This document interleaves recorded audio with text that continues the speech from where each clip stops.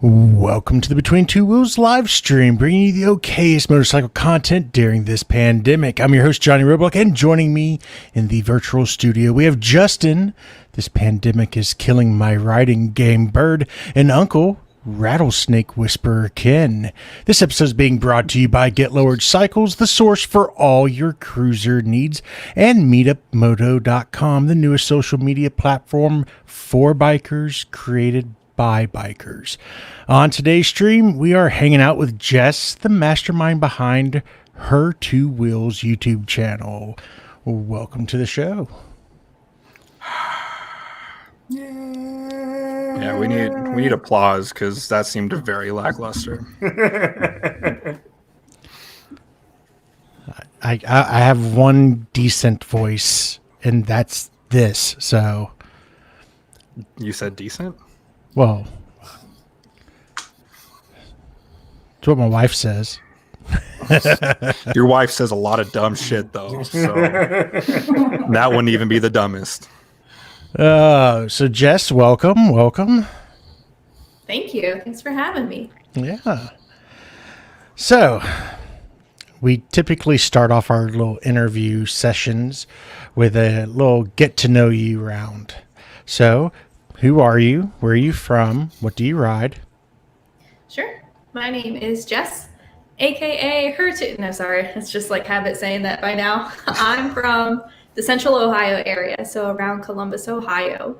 And I ride a 2009 Harley-Davidson Dyna Super Glide. And you have been referred to as like the lady like Dyna Bro? I mean, I call myself that. A little California lady Dyna Bro. I like the lady like Dyna Bro, because isn't that pretty much all Dyna Bros? I mean, they're quite charming, yes. So how long have you been riding? This is my 5th year. I've only been riding since 2015. Okay. She's been riding longer than Brad. Most people have been riding not hard longer to do, than Brad. man. That's true. Yeah. Okay, so let's see here. What got you into riding? So I did make a full video on it, but the long story short is my sister-in-law was getting her endorsement and she just wanted somebody to take the safety foundation class with her. And I had zero interest. I'd never really been on motorcycles. I didn't care for them. I didn't have friends that rode, and she just wanted someone to take the class with her. So I told her, I was like, all right, I like learning new things. So we took the class, and before I even took the class, I decided I wanted to buy a bike. The bug kind of bit hard and bit fast, so. Oh, yeah. That yeah. it does. And that's an expensive bill, too. Yeah. So what was your first bike? My first bike was a 2004 Honda Shadow VLX 600, and bobbed her. So we had a little bobber for the first couple of years, and she was fun. Small, but fun. So I brought this up in order because I want to talk about your riding test. Tests. Multiple. Yes. And I'm bringing this up not to cast shame or anything, but as kind of a, at least you continued. And now you are where you are today because you continued. You persevered. So I want to be able to have you share that story. Sure. So as I mentioned in that video, I was doing really well in the class, learning really well. I picked it up really easy. And then at the end of the second day, they told us to stage up, obviously, and get ready for the test. And I had no idea there was an actual test at the end of the class. I thought the whole entire 3-day class was the test. So I got severe test anxiety right before that happened, and I just totally bombed. Like, my nerves got to me, and I failed with flying colors, is how I explained it. So as I'm in the parking lot crying, having a motorcycle sitting in my garage that I don't know what to do with now, I asked the instructor, like, can I retake the test? And they were like, yeah, you can retake it at the BMV, the Bureau of Motor Vehicles. And I said, okay, cool. Is it the exact same? And they're like, yep, exact same. So I went home, practiced on my shadow for a week or two, scheduled the test at the BMV, and completely failed that one as well because it was not the exact same principle, like in theory, but it wasn't the exact same that I was used to practicing for. So I failed that one too, and like the utter devastation was awful. So, but practice, took it back, and then passed with flying colors. Didn't miss a single point because I knew what I was doing. I will say your fans are out tonight. Shane, if anyone watches Jess videos, she's a good rider. So awesome. So you failed your test, practiced, failed your another test, continued practicing, you got your license. What was that very first thing you did after you got your license, you hopped on the shadow? What did you do? I got on the highway. Legally for the first time. Fair enough. So legally for the first time, it wasn't your first time on the highway? No. Okay. Because everyone always has to have a first time. It just didn't know how far into riding it was for you. Yeah, I don't know what the novice laws in other states are, but in Ohio, you're required to wear a helmet. This is with your permit. You're required to wear a helmet at all times. You can't take, they call it highways or congested roads, which in the town I live in, 90% of the roads or state routes or highways. So I rode back and forth to work. I commuted on the shadow, so I had to take a state route to get to work, and then can't ride a passenger, stuff like that. So one of the very first things I did was legally get on the highway, like guilt-free. I was very excited. Man, could you imagine if they had that here in San Antonio? No highways or congested roads? That would be screwed. You couldn't go anywhere. I couldn't get out of my neighborhood. No. You couldn't go to the grocery store. Okay, so tell us about the Super Glide. So you bought it used, and so far you've put, 20,000 miles on it in about a year and a half? So when I bought it used, it's a 2009, and it had 7,000 miles on it. Mm-hmm. And then I bought it in 2018. So that was 2 riding seasons that I got it up to 20,000 miles. So I didn't put 20,000, but we just clocked over to 20,000. Okay. Oh, so you still put like 13,000 on there. Yeah. Mm-hmm. So what does the Central Ohio riding seasons typically look like? If you're lucky, typically 10 months out of the year. I rode 12 months out of the year this year because I'm a psycho.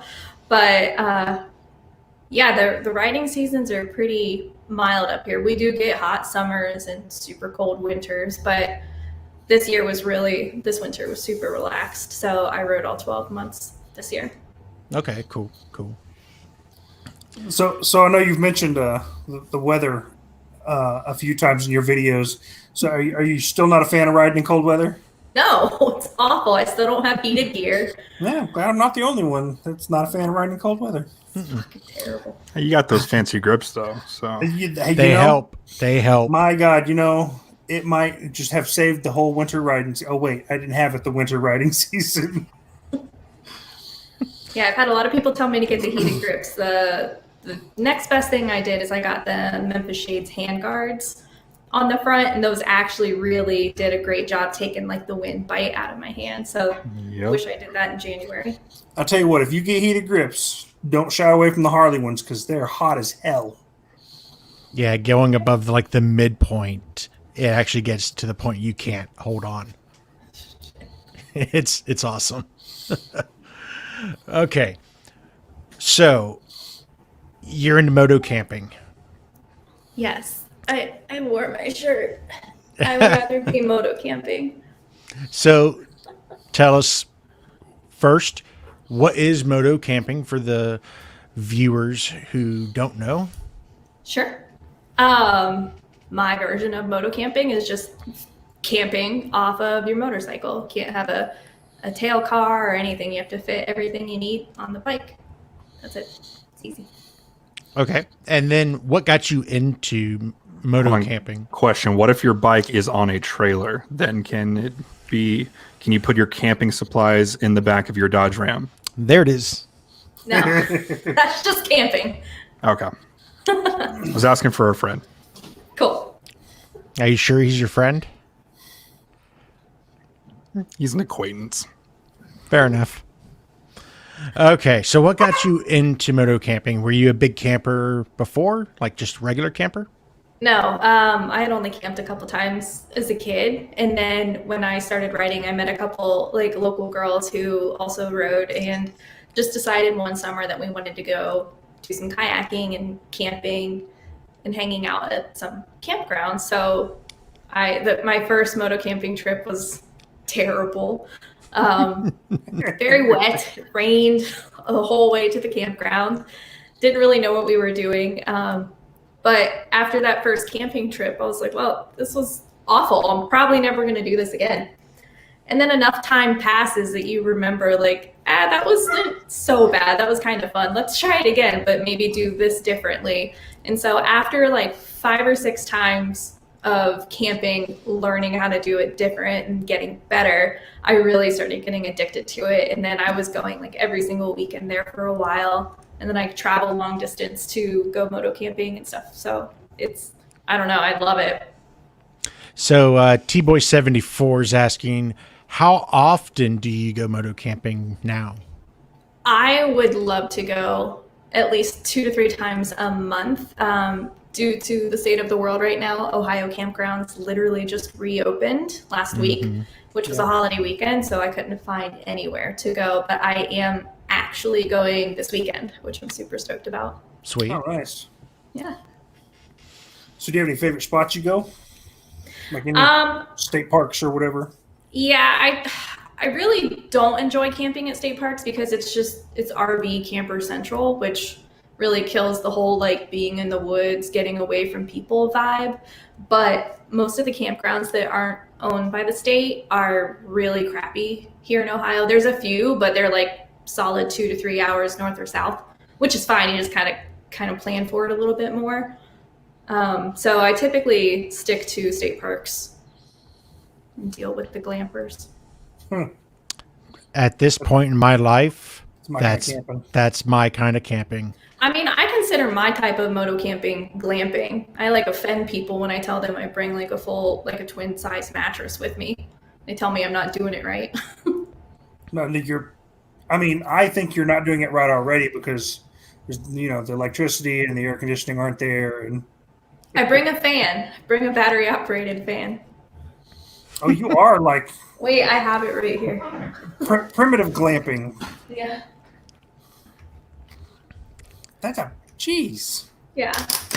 Oh shit. But yeah, it like hangs from the top of your tent. Best Wow. investment. Wow.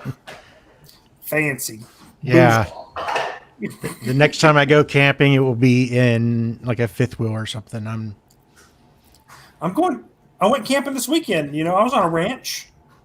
Had a roof over my head. It leaked, but it was like a tent. It's just like a tent. Yeah. Shit.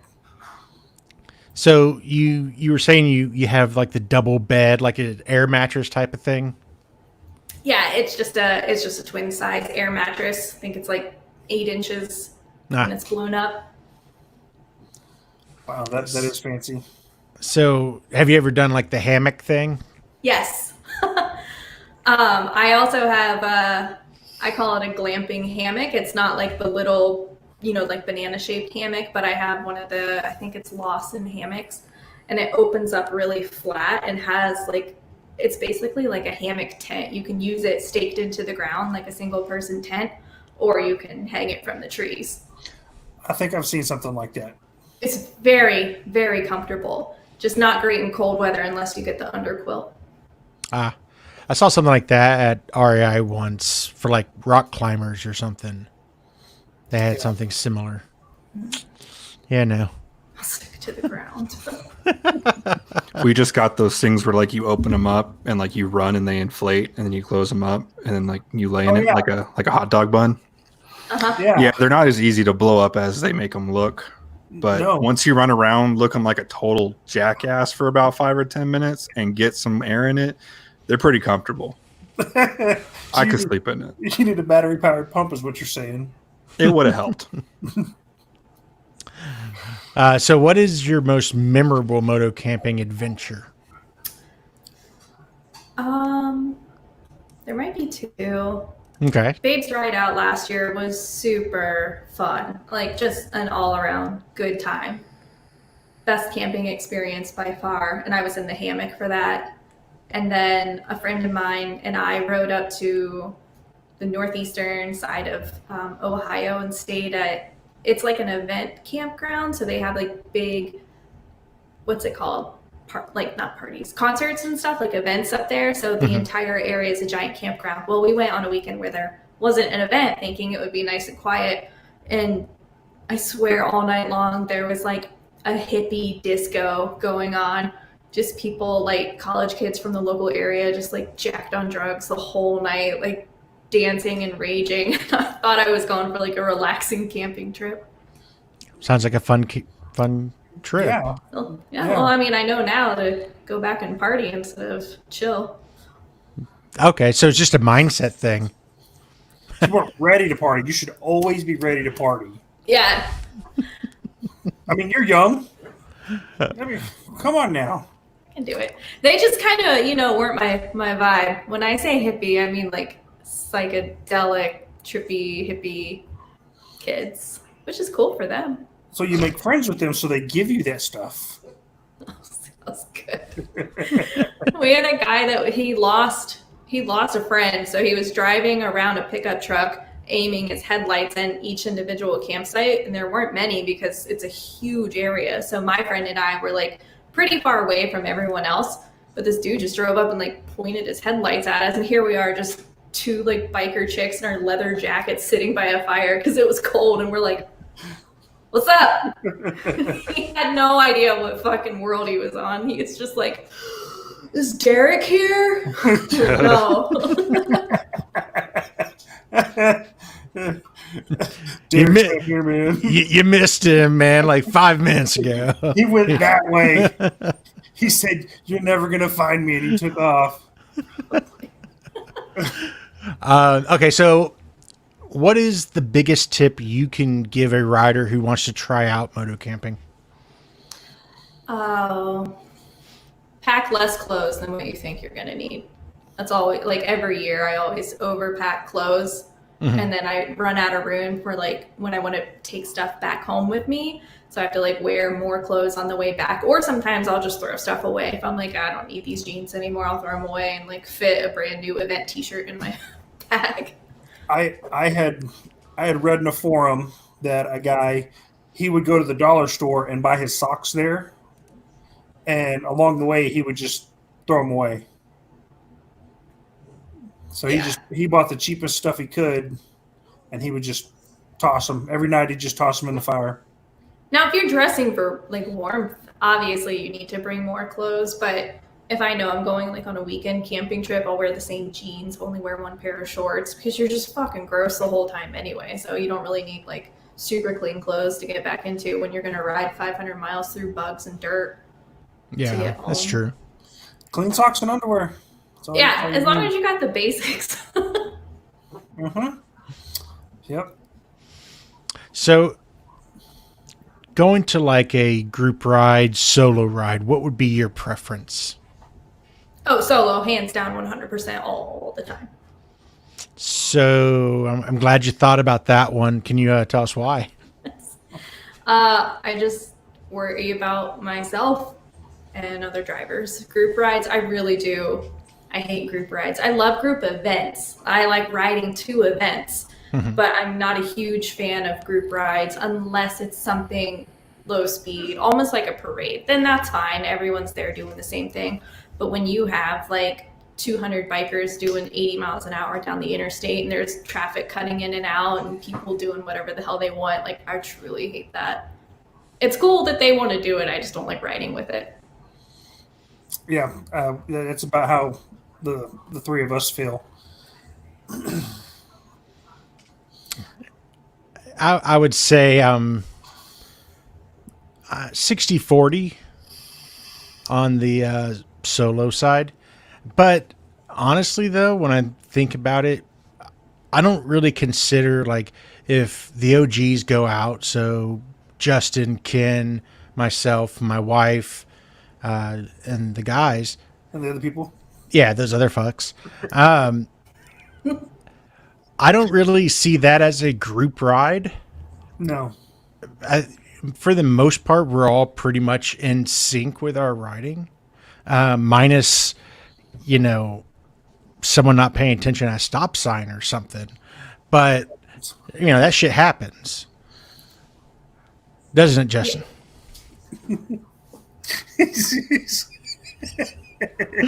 Fake news. So if you don't know this story, a year and a half ago or so, maybe, something like that, Justin rear-ended me at a stop sign. Yeah, I saw the video. So you're well aware that it was not my fault. Absolutely not your fault. Yeah. We know whose fault it was. Effing Donnie. It was God's choice. Yeah. No, I'm in the same boat. Like, if I'm wrapping around town with friends and stuff like that, I don't consider that a group ride either. Mm-hmm. It's weird. It's only when I'm actually traveling to a destination with people that I would rather be alone. Yeah. I kind of see, like, the family ride. You can pretty much expect what's going to happen and anticipate each other. So, yeah, I don't see that as a group ride. But, yeah, when Justin hosts, like, the big ride events, it does get annoying as fuck. Because you don't know all the other people's riding style or skill level. So that's the biggest pain in the ass for me, at least. And that's learning other people's skill level is fine, but just you have to pay attention to literally everybody else. Like, not being able to just focus on yourself is the most annoying part. Oh, yeah. Ow. So you've been motovlogging since late last year, about 7-8 months now. Mm-hmm. What has that journey looked like for you? It was all super, super, super exciting when I first started. Like, just the actual creating the content and editing and uploading and interacting. I just wanted to do it every single day. It was so fun. And now it's become a little more rhythmic, so I don't feel as pressured all the time to get out and ride, or if I do get out and ride, I know when to record a quick video and when to stop the camera. And it was funny, I posted a picture on my Instagram yesterday and someone called it out and they're like, wait, that's a black helmet on your bike, where's your red helmet?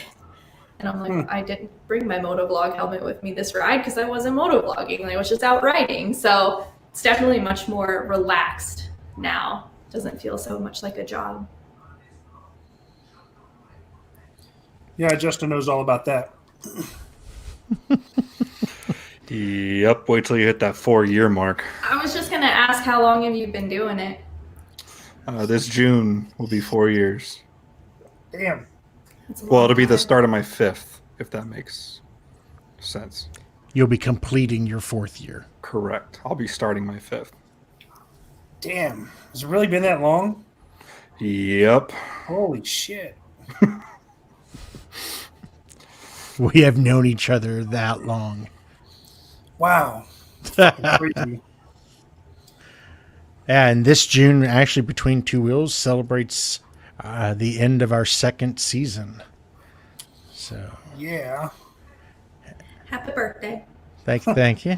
It's only been 2 years. Yeah.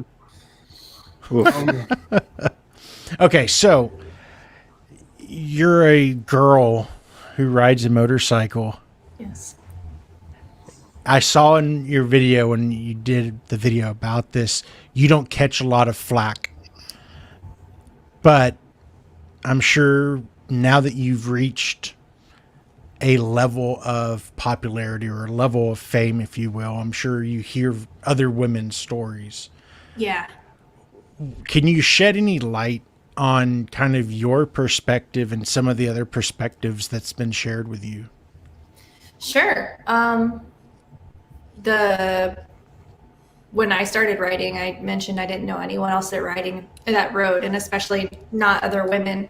And then since getting on social media, I have met a huge just variety of women riders, all different levels, all different bikes and stuff like that.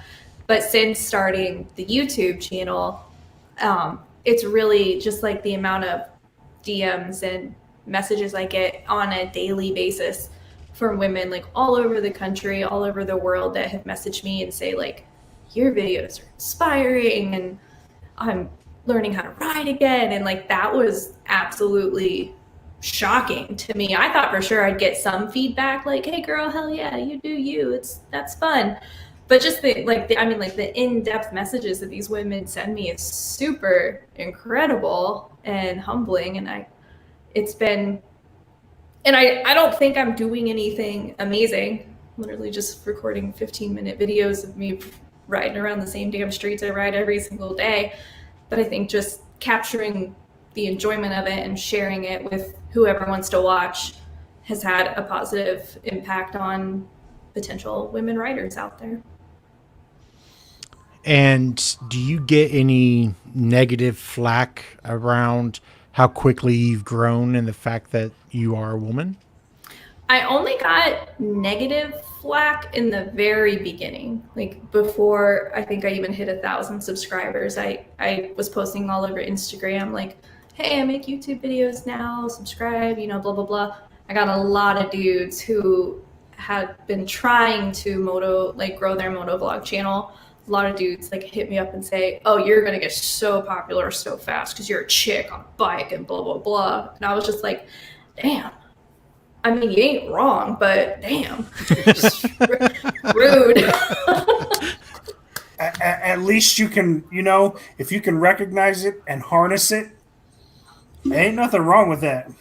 Yeah. Well, that's what I think the misconception really early on was I was going to be this, hey, look at me, I'm a lady on a Harley, blah, blah, blah. But I tried to be as honest as possible from the very beginning. This is not going to be a bikini bike wash situation.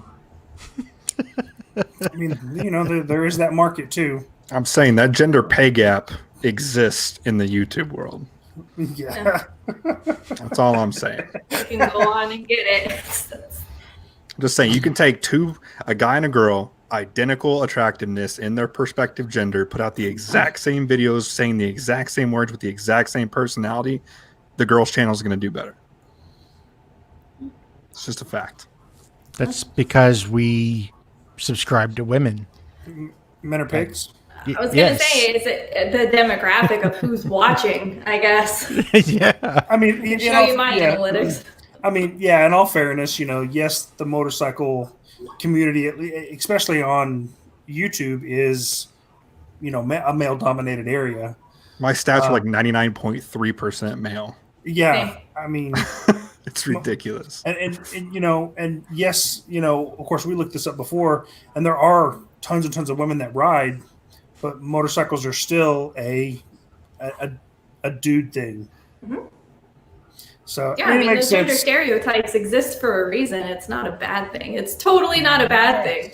I mean, there's a reason they're there. So yeah. Okay, so in your video where you're talking about this, the biggest regret maybe that you've had being a woman rider is giving the cell to the asshole who questioned your riding. Yeah, that wasn't the reason. He was just an idiot. Oh my God, that kid drove me fucking nuts from the day, like the second I walked in.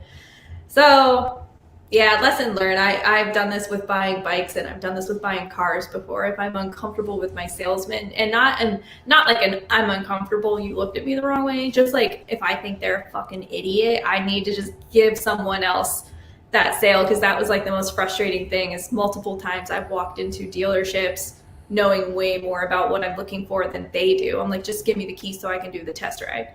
Like when I bought my car, I had the girl who was selling me the car had to go find someone else to get the car off the lot for me because she couldn't drive the stick.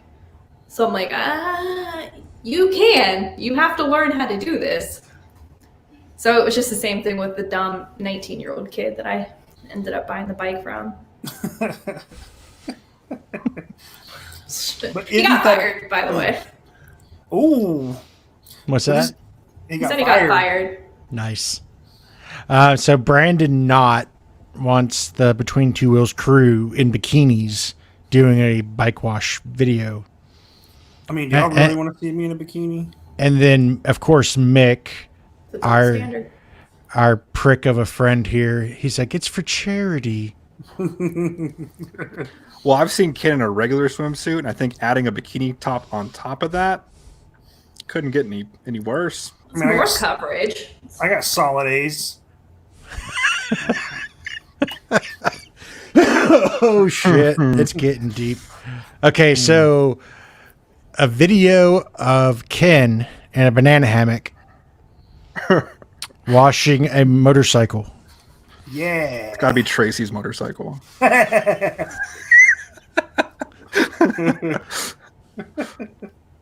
I mean, it's for charity. Roblox Ken has had bikini girls all over his bike before, so let's let Tracy get some payback. Yeah. he's just you can hear the gear. I'm ready. Let's do it. Make sure you hit record. Yeah, exactly. All right. Okay, wait. Tracy is agreed. Please wash it. Please wash it. So, all right. The fans hath asked. Oh, God. It's for charity, right? It's for charity. So that means that people have to give us money to motivate me to do this. I mean, it's kind of the same reason women do it. Yeah. You got to support our charity, and charities run on money. Both are entertaining in their very, very separate ways. Oh, okay. So let's go back to you as a content creator.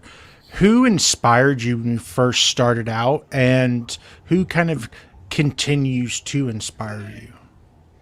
From the motovlog perspective, or just YouTubing in general? In general, from a creative muse perspective. Sure. So, like I said, I've only been writing for 5 years, and then my husband picked up writing a year after I did. So once he got into writing, he was the one that started watching the motovlogger, because we've kept YouTube as our full-time television for at least 7 years now. We haven't had cable in that time. So YouTube was his full-time television. So once he got interested in motorcycling, he started following other motovloggers. And I would just sit and watch them with them because I thought they were entertaining as well. So from the very beginning of him starting, I knew he used to watch Dan the Fireman a lot, back when Dan was more like on the bike daily. And then he watched like Sub D, he watched Bike and Bird, he watched like when Blockhead started out. So it was just all of those, you guys, that he would watch that I would catch. But I didn't know who anyone was because the helmet was always on and you're always just looking at the bike. So I was just like, who's that? And he's like, oh, this is blah, blah, blah. He rides the blah, blah, blah. So after watching you guys for so many, at least a year or two, I started doing some research on female motovloggers, and I couldn't really find the vlogger channel that I was looking for. There's tons of female YouTubers that ride motorcycles, long distance, world travelers, stuff like that. But I couldn't really find just like the daily vlogger on a cruiser, especially. There's tons of sport bike girls out there too, which is rad. But I just wanted someone that I felt like I could relate with. So after, I think I started my channel technically in 2017. Because I was like, I'm going to do this. I'm going to do this one day. Just got to get all the shit to do it. And then finally last October, I was like, I really want to do this now. Like, it's happening. I want to document the things I'm doing. I want to document the events, the rides, and just daily wraps. So that's when I started. So your husband got into riding after you did. So how many times did you make him ride bitch? Oh, He refuses. I ask all the time. So because he keeps refusing, I finally just took my passenger pegs off because I was sick of looking at him. I need to get ones. All right. I mean, hey, that's a fair question. It is. I do think it's funny that in your situation, you kind of flip the script on people. Because everyone asks you, oh, did your husband get you into riding, or did your boyfriend get you into riding, or whatever? But it's actually the opposite. Do you ever kind of get that jab in there whenever they ask you that? I don't use it as a jab, but I do catch people off guard with it sometimes. I think the only reason he got into riding in general was because I was having so much fun with it, and I really didn't have any friends. So he's like, oh, all right, I'll learn how to. Too. And then we thought we'd be riding together all the time, and I'd rather go out by myself. I think my wife would rather ride by herself as well. It's a good therapy session. And I don't claim that riding is like a therapy session, because I don't know. It's just a good me time. Okay, is T-Boy like in your fan club, or is he a patron? Because he is all over this. At 2Wheels has a great temperament, but she doesn't take anyone's shit. If he's not, go to her site, get on her Patreon. I was like, have you been on the brunt end of my sassy comments? I gotta reel it back. No. Don't do that. Not at all. No. You be true to yourself. Somehow, we have managed to stay monetized. Us. I'm here. Every one of our videos is still monetized. I don't know how. And because I don't edit for shit. And I don't bleep anyone's. Like, there's a drinking game based around just the shit we say. It's fucking A. So feel free. So in your first vlog, you state, getting a motorcycle was the best decision I ever made. So why? What makes Jess get up every morning and decide I want to take the Harley instead of the Civic?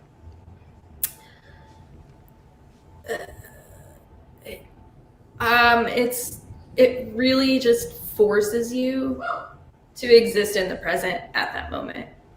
I have yet to discover anything else that gives me the same feeling of presence and doing what I'm doing right now and having to focus on literally everything around me than when I'm on the bike. Yeah. It's so easy to get in the car and just show up at work and Zone out, yeah. and not know how you got there. Done it many times.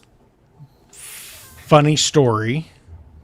After I say this, I think that's the perfect explanation because it sums it all up. But funny story, back to the whole just losing yourself while driving.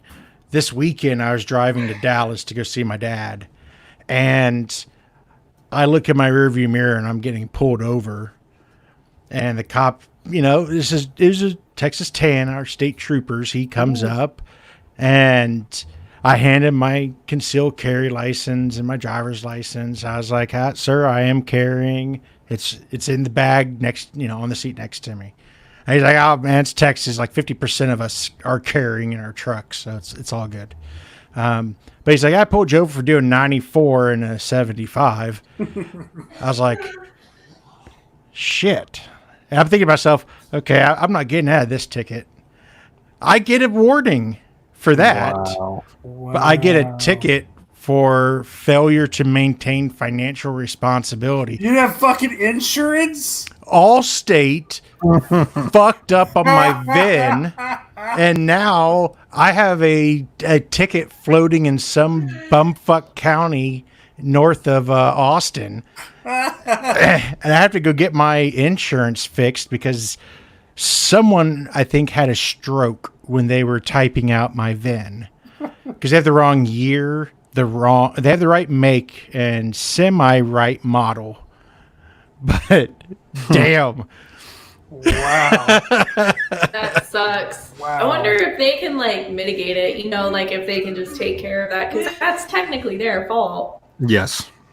Oh yeah, it's one of those things where even the trooper, super nice dude, by the way, he was like, "Man, just have your insurance company unfuck it, and they'll as soon as they update the database, the clerk will get the notification." I used to work at Allstate. It happened quite often. Yeah. So okay.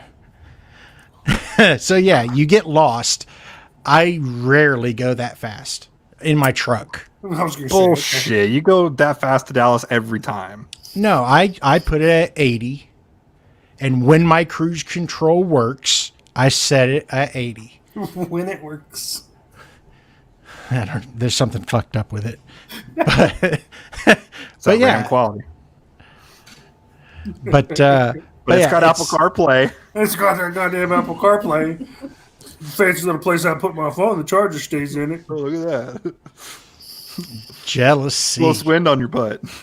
It does blow wind up your butt. It's nice. But Jeez. okay. All the bells and whistles. Yeah, he's in bedroom 1 of his 6-bedroom house, okay? Yeah. Okay. On his second iMac computer.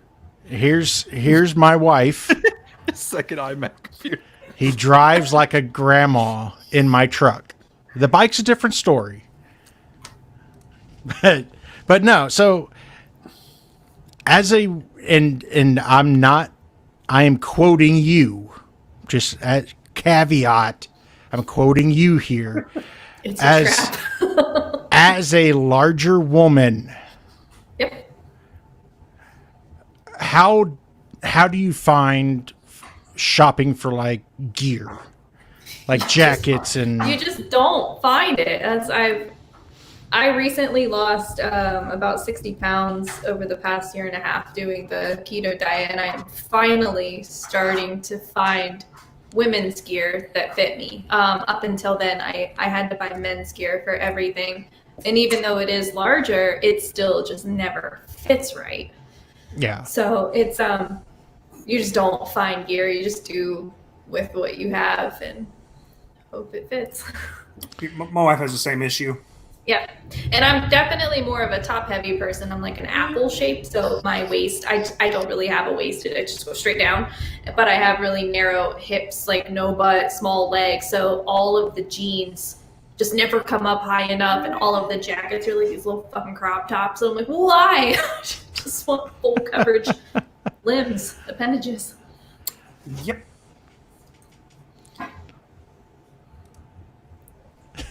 Damn. They are out. Baggers and Brews. I love these guys, but fuckers. Roadblock, you buy a new bike every riding season. Why not buy a truck with cruise control that works?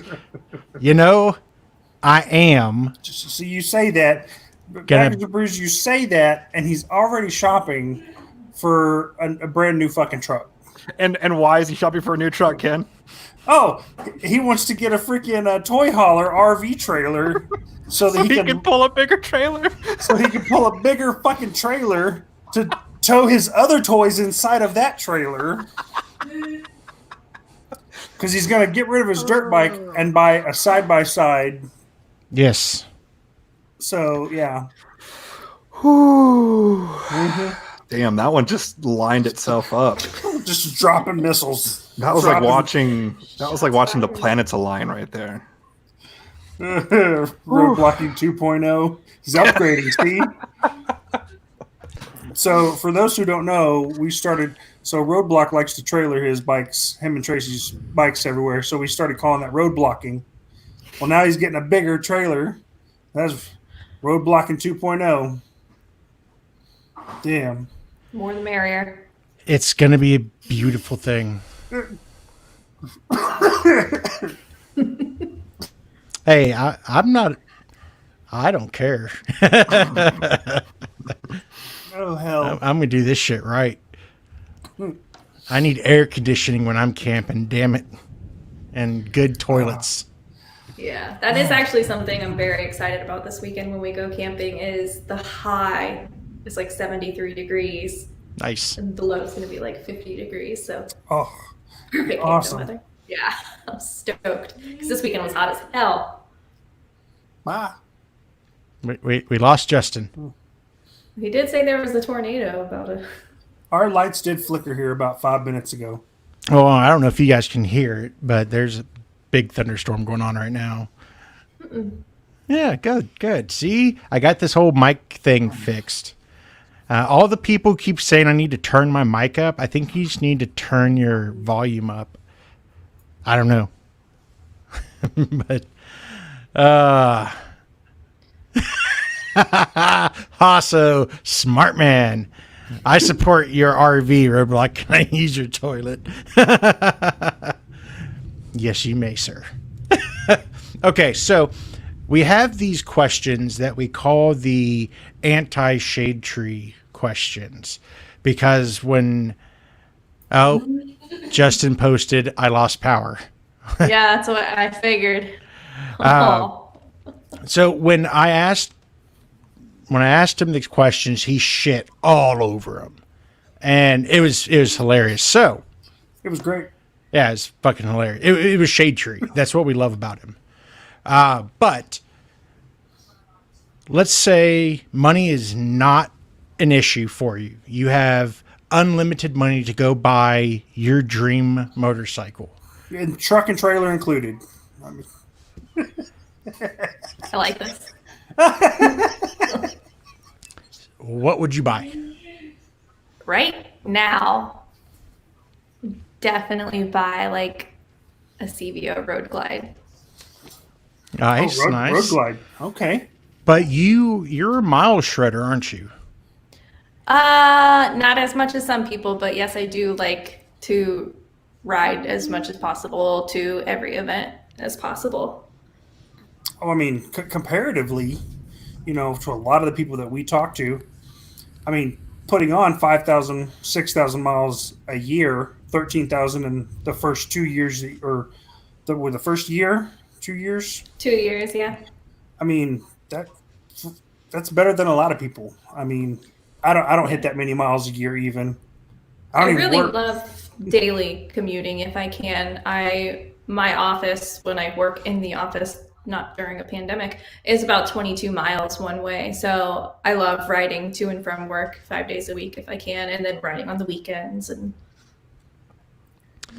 Yeah, I find when I used to commute, I found it was really good because I could find problems with the bike before the weekend ride. I'd get them fixed or whatever, and then not be down the entire weekend or break down on a like a weekend trip or something. Okay. I haven't had any real mechanical issues with my girl yet. Well, speaking of mechanical, do you do your own work? Hell no. No, I'm too lazy for that. No. Pay the professionals. But your husband helps out, right? Yeah, he can definitely do 90% of the stuff, which on my bike we can do because it's not under warranty.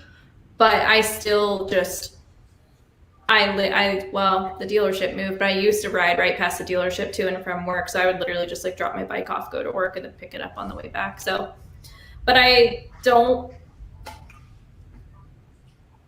just got it serviced in December. I feel like I don't get it serviced that often, but I get the oil changes and stuff. So You do the 5,000 mile services. it was tricky because I bought it at 7,000 miles. So I have to like pay attention to where the odometer's at. So I'm honestly coming up on a service here soon before I ride to New York in August. Okay. Okay, so CVO Road Glide. Awesome. What is one piece of gear that you will never ride without?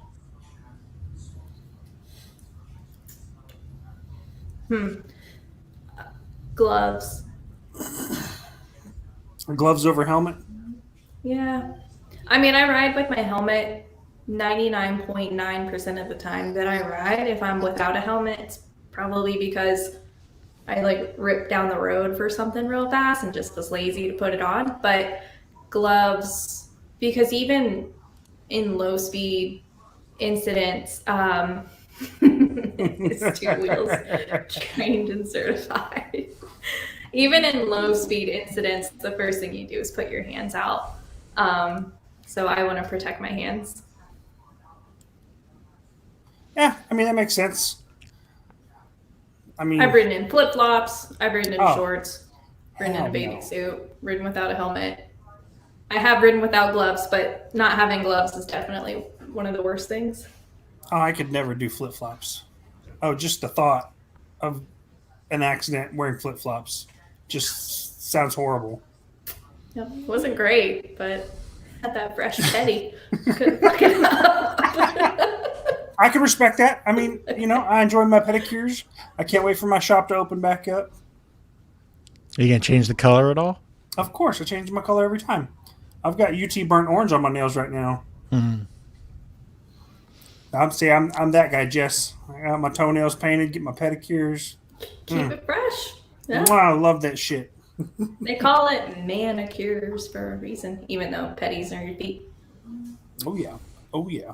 It's a cure. That's what it is. It's a cure.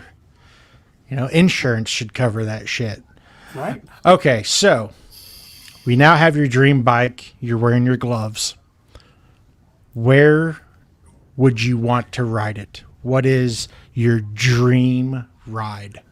So Doodle on a Motorcycle just asked me this a couple weeks ago, and it's hard to pick where I want to ride, especially if I've never been there. So my dream ride is definitely somewhere with scenic views. I'm more of a mountainous person versus coastal. Okay. So definitely probably Western states, but I'm really not a fan of the desert.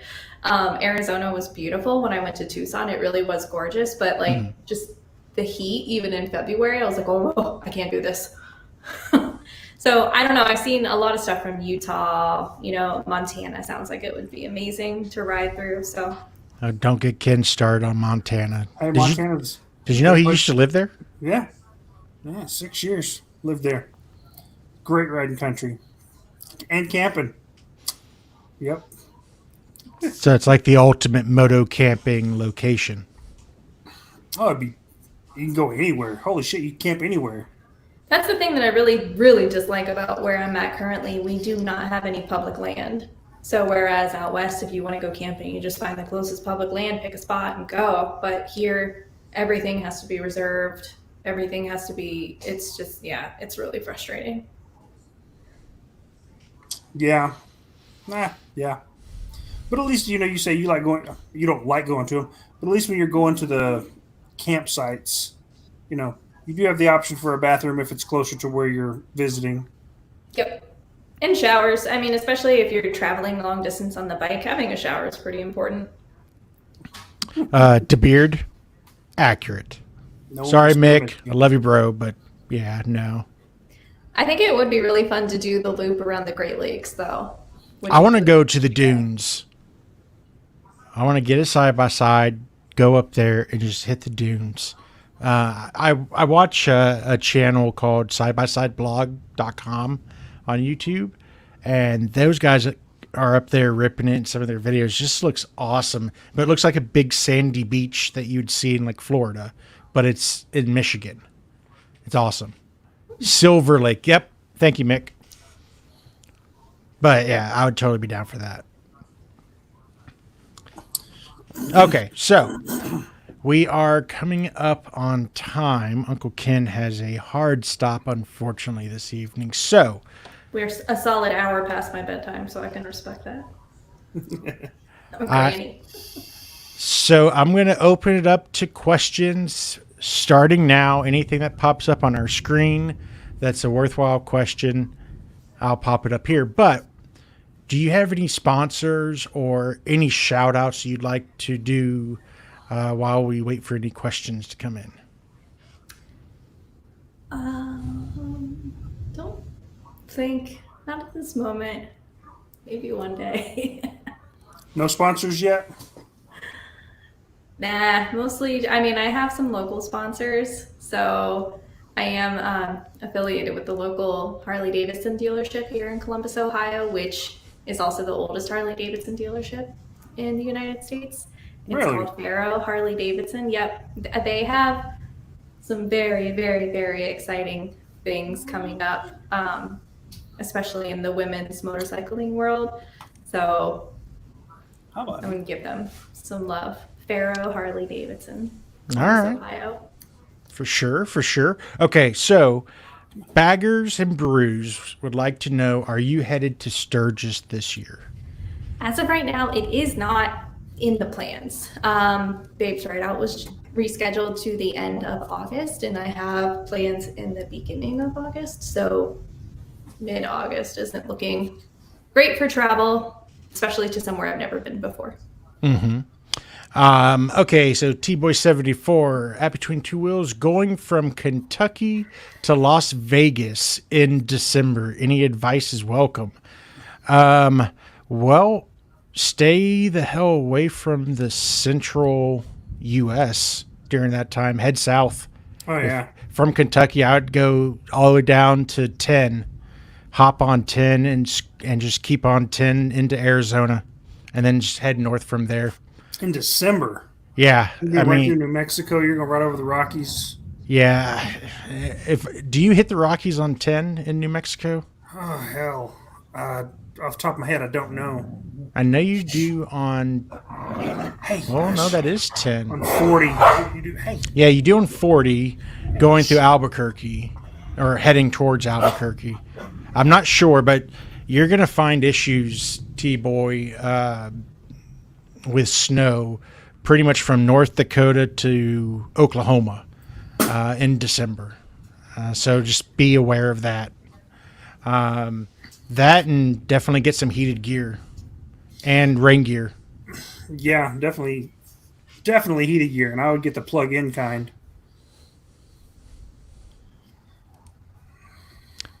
Do you ever want to do the whole US 83 ride?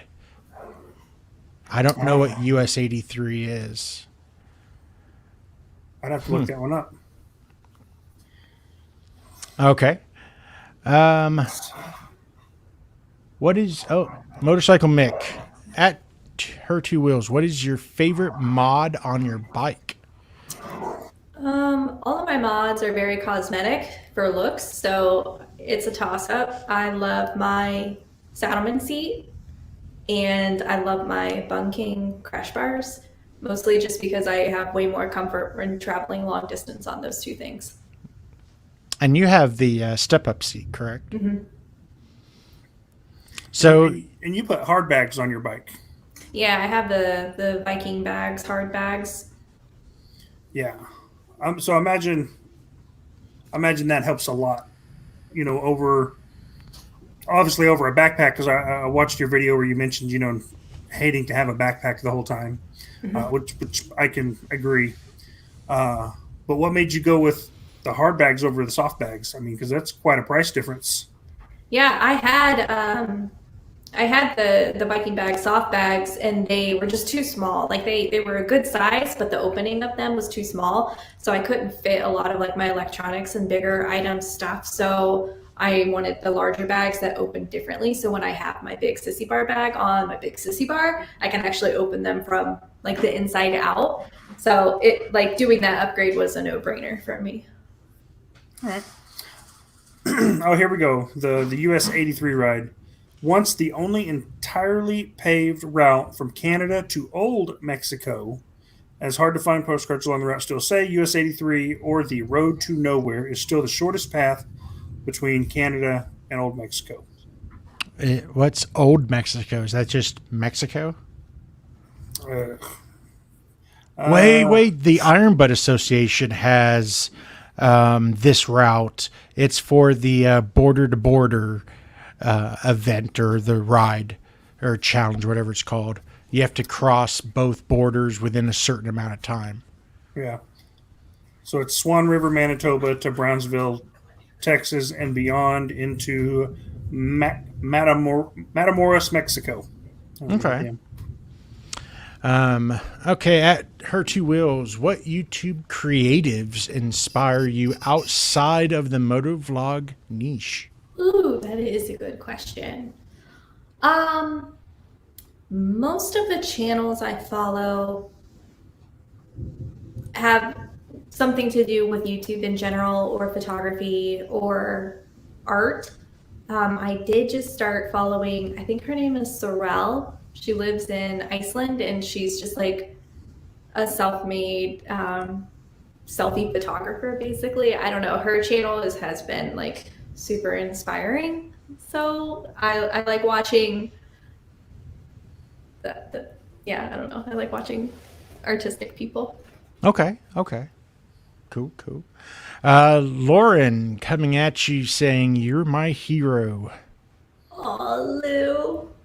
I love her. So does that ever trip you out that people look up to you for you doing your hobby?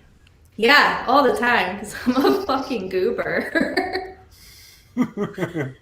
Yeah, I think it's super sweet. So have you ever kind of found yourself changing who you are because you now have the following and you maybe feel like there's expectations of you that you have to take into consideration? Yeah, sometimes it feels like it, for sure, especially when I'm talking literally to no one but myself inside of a helmet to a camera.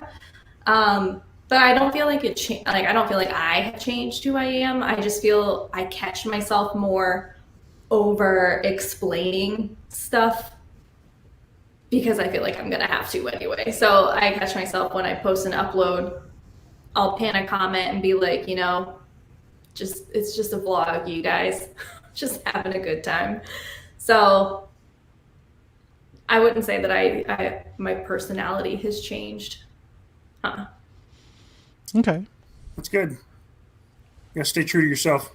Yeah. Definitely. So I've been seeing a lot of new names popping up in our chat here. I'm betting they're your fans. So I'd like to say thank you for bringing your fans over to our channel. And I'd like to open the floor for you to be able to say whatever you'd like to say before we wrap up. Sure. I don't really know what to say. I'm not a huge podcast person in general. I watch videos and stuff, but I don't. Okay. Thank you.